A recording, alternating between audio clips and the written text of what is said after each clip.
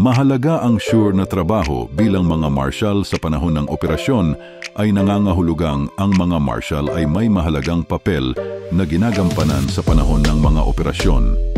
Narito ang ilang mga interpretasyon ng pagiging trabaho ng marshal: seguridad at kaligtasan, security and safety.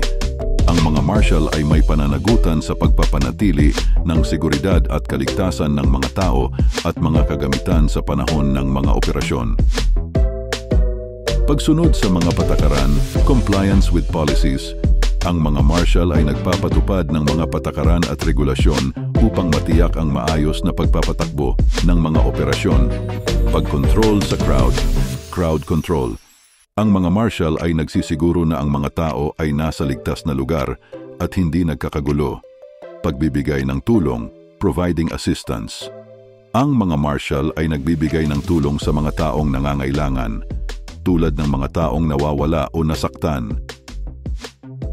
Sa madaling salita, ang mga marshal ay mahalaga para sa maayos at ligtas na pagpapatakbo ng mga operasyon tulad ng AMVEL every Tuesday and Saturday. Purihin ang Diyos. Hallelujah. Amen. God bless.